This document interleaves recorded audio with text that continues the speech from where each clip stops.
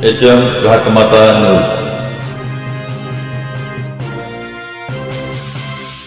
परंतु या आक्रमक प्रवृत्तीच्या विरोधामध्ये तुम्ही लोकांचा हिरो म्हणून समोर या.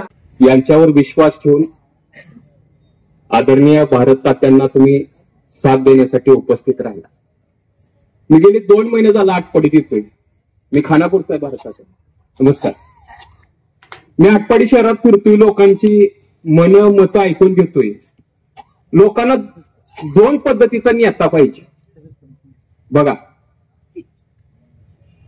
एका पद्धतीचा नेता पाहिजे त्याच्याकडे लय पैसे पाहिजेत. एका पद्धतीचा नेता पाहिजे त्याच्याकडे लय पैसे पाहिजे ते, आणि त्यानं लय पैसे खर्चलं पाहिजेत. आणि दुसऱ्या पद्धतीचा नेता पाहिजे ज्यानं लढलं पाहिजे या दहशतीच्या विरोधात. आपला स्टँड काय आहे? आपण लढणारी माणसं आहे. आदरणीय रामभाऊ पाटील तिथल्या सर्वसामान्य लोकांच्यासाठी, वंचितांच्यासाठी, गोरगरिबांच्यासाठी, सर्व जाती धर्माला बरोबर घेऊन जाणारा हा पाटील. तात्या मी 2 महिने झालं फिरतोय.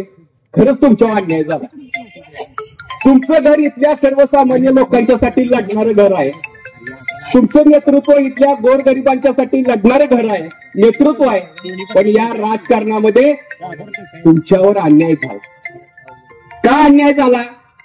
काही बाबतीमध्ये तुमच्या मनात दया आहे, प्रेम आहे. आदरणीय रामभाऊ पाटील यांचे संस्कार तुमच्या पाठीमागे असल्यामुळं तुम्ही माणसं दयाळा, माणसं प्रेमळ. त्यामुळे काही आक्रमक प्रवृत्तीने तुमच्या राजकारणावर आक्रमण केले जातात. आणि हे लोकांना दिसतंय, जाणवतंय. लोक म्हणते तात्या तुम्ही लढलं पाहिजे. लोकांना अपेक्षा आहे तात्या तुम्ही आता लढलं पाहिजे. लढाऊ भूमिका घेऊन या आटपाडीच्या नगरपंचायतच्या या शहरामध्ये तुम्ही ताकदीनं एक लढणारा नेता म्हणून लोकांच्या समोर गेलं पाहिजे. ही लोकांची अपेक्षा आहे तात्या. मगाची काकांनी भाषण केलं, शेवटी काय म्हणले ते लक्षात घ्या. तात्या तुम्हाला सपोर्ट करायला माणसं आली पाहिजे. कारण आदरणीय रामभाऊ पाटील साहेबांनी तुम्ही जिल्हा परिषदेचं, तालुक्याचं, या शहराचं अनेक वेळा नेतृत्व केलेलं आहे. सर्वसामान्य माणूस तुमच्या सोबत आहे.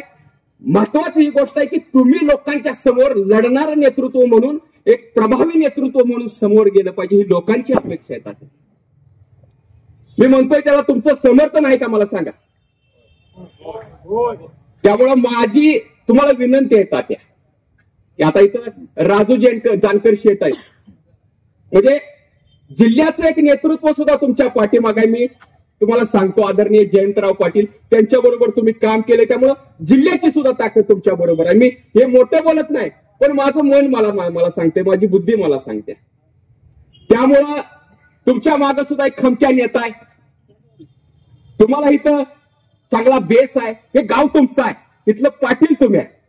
तुमचा लढा अगोदर देशमुखांच्या बरोबर होता. आता तुम्ही काय भूमिका घेणार आहे मला माहित नाही. परंतु या आक्रमक प्रवृत्तीच्या विरोधामध्ये तुम्ही लोकांचा हिरो म्हणून समोर या, एवढी तुम्हाला विनंती करतो आणि माझं भाषण थांबवतो.